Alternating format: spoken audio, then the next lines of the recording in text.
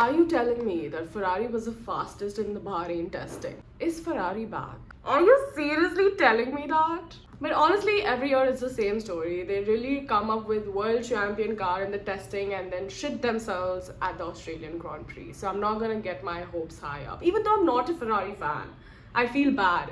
But this video is not about Ferrari. This video is about the last testing that we had at Bahrain before we finally go lights out in Melbourne. And this year's testing has been so chaotic. We've obviously read about the 10,000 things that are happening in the FIA with Mercedes, with Red Bull, with Ferrari, with Haas, with Audi. It's been insane, and we also have hints that Max Verstappen is super pissed off with the new regulations, and I think that he's correct to be pissed off. I am going to be covering a lot in this video, so welcome back to my channel Project Podium, and today we're going to talk about Bahrain testing. Now, all the drivers have mentioned that the new regulations is going to make overtaking very difficult, whereas the new regulations were implemented to make overtaking and racing easier. So what the hell has happened and why is overtaking difficult? So number one reason for overtaking to be difficult is there is very less grip. Now, driving style in the new regulations is very different because it's not about pushing the limits anymore. It's about saving battery to push the limits of the car. The problem is that the power unit of these new cars sucks up too much energy. And while driving, you can recharge the battery, but you're not going to have too much energy on the straight. Also, the new regulations impose a lot on how much you can recharge the battery and how much energy you can use. Also, let's not forget that we don't have DRS now. We literally have MOM, which is manual overtake mode, which is a small button that helps you get more energy while overtaking. But there is a catch in this. How much boost are you going to get by pressing the button because you have hardly even recharged your battery, so you barely even have any energy? This doesn't make sense to me anymore. And this is why I feel I know why Max Verstappen wants to leave, because this is a shit show. Ocon has said that the MOM button in Bahrain was only worth 2/10 per lap. Also, we need to understand that Bahrain has a lot of straights and a lot of slow turns, so it's easier to recharge your battery. But what the fuck are you going to do in Melbourne? How the hell are you going to overtake? And that's why everyone is worried that it's going to be slow and nobody's going to know how exactly are you supposed to overtake and recharge your battery. And it might just be the shittiest show ever.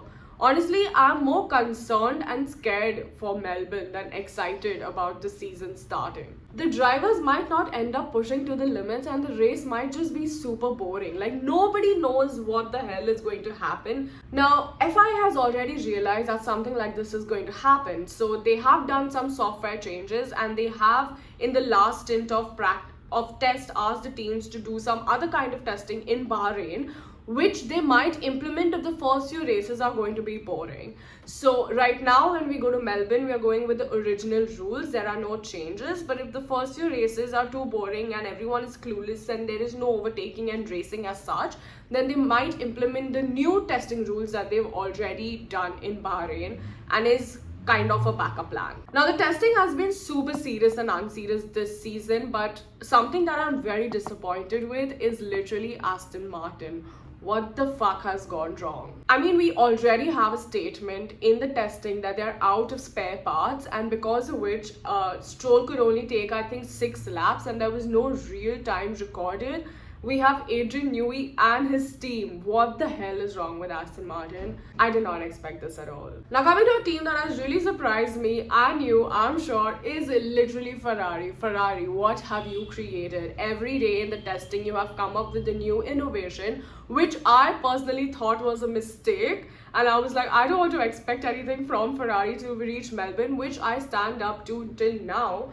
But I'm going to tell you what the hell Ferrari has created, and I think it's very cool. So on day one, they come up with this diffuser solution, which I think was amazing. And then day two, they literally won the internet when their rear wing literally flapped like a somersault, like Macarena. That's what Italy has been calling it. Obviously, everybody has noticed the Hamilton start, which I'm going to talk about towards the end of the video. But before I get to that, I want to talk about Haas. Like, everybody's talking about the top teams, McLaren, Mercedes engine, what the hell is going to happen and all of that. But nobody has really spoken about Haas, which I think has been super consistent. They were not very slow, they were very good. Oliver Behrman recorded some great lap times, and I think if there's one midfield team which I'm very excited for in 2026, it's definitely Haas. Now, coming to that annoying part, which has literally taken most of my time during the winter break, is the compression ratio and what the hell Mercedes is going through with it. I tried to make a whole compression ratio video. To be very honest, I did all my research, but it was so technical and I didn't know how to explain it, because like when I was reading something, I didn't know what half the words meant because they were so technical, and then I had to like go and read about that and then try to connect the dots, that I just scrapped the whole video. I even wrote it down, but when I sat to narrate it, I just could not. It was very difficult. So all we need to remember is that Mercedes has a trick in the compression ratio which makes their car not struggle in the heat, and because of which other teams have tried to copy that, but they could not do it. And then Red Bull just like leaked out that Mercedes has this power, and then the other teams were like, you know what, we don't have it, so now we're going to vote about it. So FIA knows that the Mercedes has a trick which is kind of illegal, but then they're going to see what to do about it till Hungary, which is in July, and then Mercedes has to change their engine. This is what we should just remember for now, because this is the update. But what's important in this is that the compression ratio that the engine Mercedes has to change, it has time till August or July. That change is going to be counted in the budget cap of engineering. So I don't know what Mercedes is going to go through at that time. Next week we have all the teams voting for it, and obviously we have all manufacturers against Mercedes, but then I've also heard a rumor that the manufacturers have found a disadvantage with them. And yeah, it's super this. So let the news come out officially and then I'll make a video on it, because I'm still trying to decipher this whole thing and it's just not happening. So Mercedes basically is fucked. Now there's a very interesting story that I read, that Petronas has not come up with the gasoline that they need to use in Melbourne. And Mercedes is going to use the gasoline that they have in backup, but not the gasoline that Petronas is going to provide to them. So we'll only come to know what the fuck Mercedes is using in Melbourne. But yeah, I mean, this is very stressful. It's a very stressful thing. I mean, Toto Wolff is not happy right now. That's why he's actually tripping on being in the Epstein files or whatever. Like, he's not in a good space, I can tell that. Now, we've also seen how the cars are going to start. So I have seen a lot of practice start sessions, and this is what is going to happen. So when we generally watch the start of the race, is that all the cars are lined up after the formation lap, and then the 5 lights go off, and it depends on your reaction time, your position, everything, you start.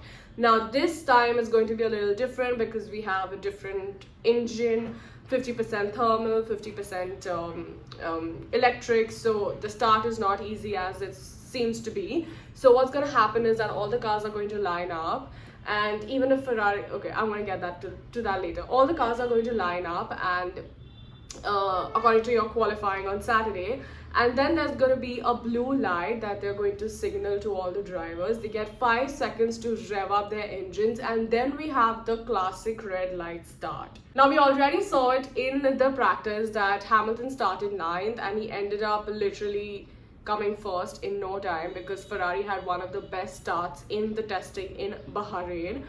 Which I don't think is the real timing, because I am sure that all the top teams are going to work on this before Melbourne. I mean, come on, they cannot have a start like that. Mercedes, Red Bull, McLaren, Williams are going to work on this and not let it be so easy for Ferrari, because if Ferrari can figure it out, I think anybody in the world can figure it out.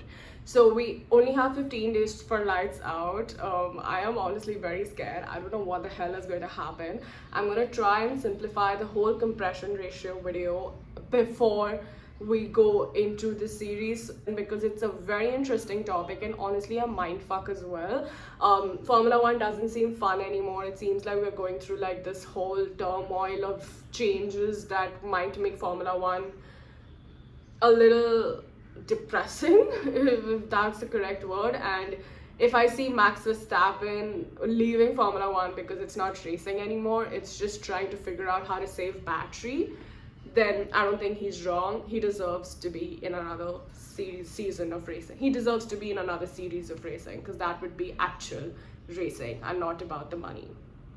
So yeah, thank you so much for watching my video, and please don't forget to like, share, and subscribe.